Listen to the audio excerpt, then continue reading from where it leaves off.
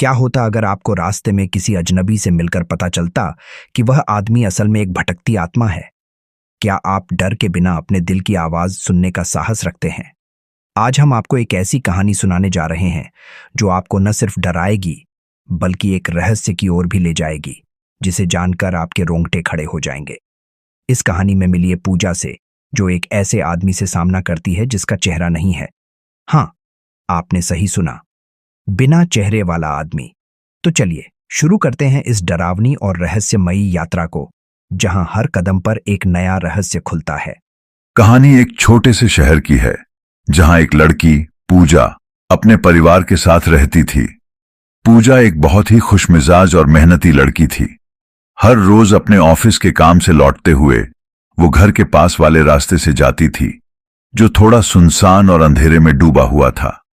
शहर में ज्यादा लोग उस रास्ते से नहीं गुजरते थे क्योंकि वह काफी डरावना लगता था।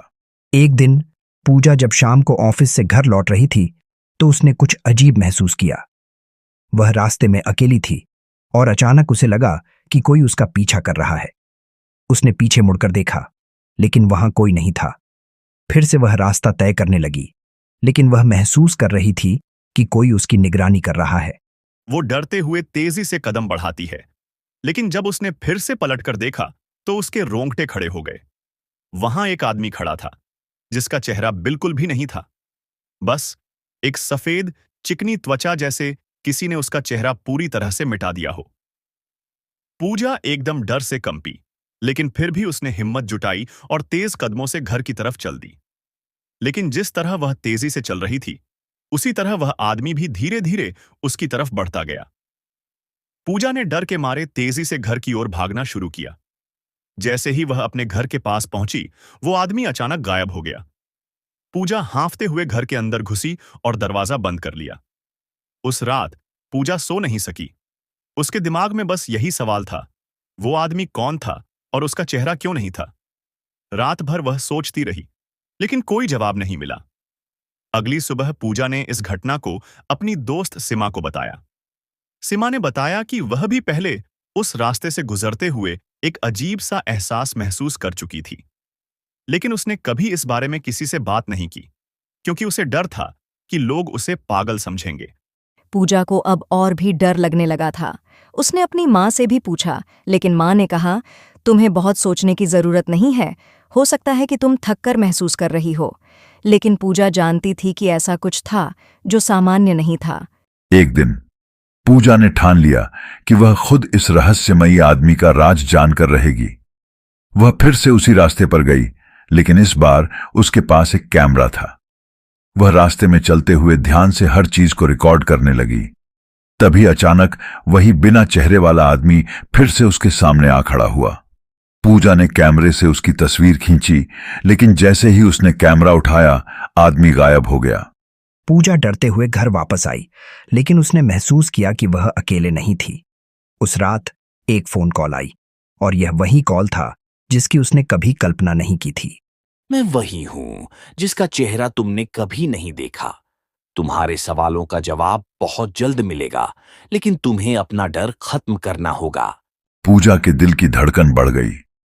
अगली सुबह उसने पुलिस में रिपोर्ट दर्ज करने का फैसला किया, लेकिन पुलिस भी उसे वही जवाब देती है, यह केवल तुम्हारे दिमाग का खेल हो सकता है। पूजा परेशान थी, लेकिन अब वह इस रहस्यमयी आदमी के बारे में और जानने के लिए तैयार थी। दिन गुजरते गए और पूजा ने उसी रास्ते पर जाने का फैसला किया। उस दिन उसे एक और अजीब दृश्य देखने को मिला।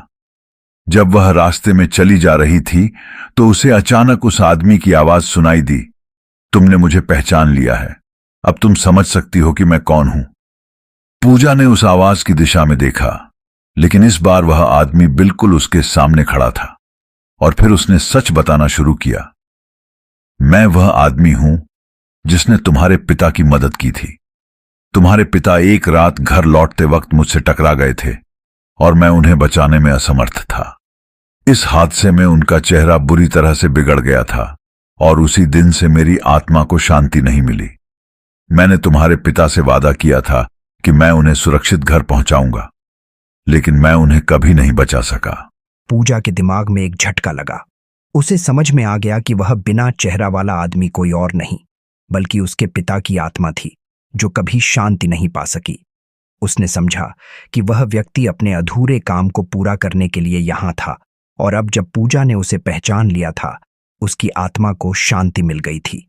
पूजा ने गहरी सांस ली और उसके मन में शांति का एहसास हुआ। वह जानती थी कि अब वह और उसका परिवार उस रहस्यमयी आदमी के साथ शांति से रह सकता है। इस कहानी से हमें यह सीख मिलती है कि कभी कभी हम जो देख नहीं पाते वो हमारे आसपास होता है। दुनिया के अज्ञेय राज हमारे दिलों और आत्मा से जुड़े होते हैं। हमें अपने डर का सामना करना जरूरी है, तभी हम सच्चाई को जान सकते हैं।